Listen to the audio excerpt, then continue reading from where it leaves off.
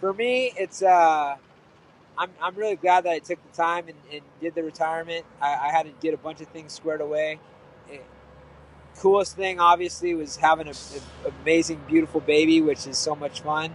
And you know, not getting any younger. You got to do it. You got to jump in now. So I was getting the itch, feeling froggy. I'm like, all right, it's time to jump. Is this a one-time thing, Uriah, or are you unretired and are you back active fighter just as anybody else on the roster? The truth is, I'll make that decision later. I'm really enjoying this process at the moment. So for me, you know, one fight at a time. But it is interesting. Henry called me out. He came out and hung out at the gym 10 years ago, and he said that. He said, we think about maybe me and you will fight someday. And I take everything serious, especially when you got a young Olympic champion saying that to you. And I said, yeah, absolutely. I mean, it'll be a long road, but here we are. Time doesn't stop. It's 10 years later, and Henry remembers that conversation, and so do I. Fighting Henry Cejudo, Mr. Cringe himself.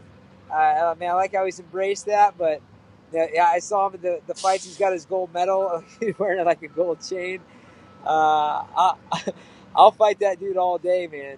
Believe that. You will reevaluate what happens next after the fight.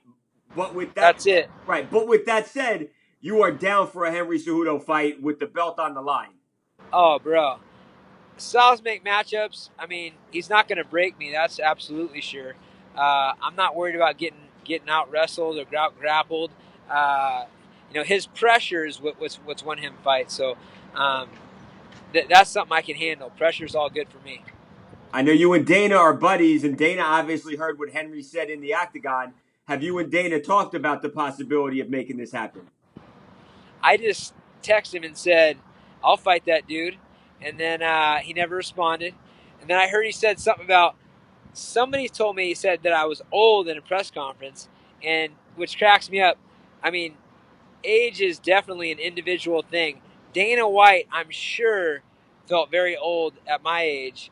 He probably felt old. He definitely looked old around 28, 29. I see his old, balding hair and his snaggle teeth, and the dude's been old for a long time. But I'm a young man, and he's got to know that.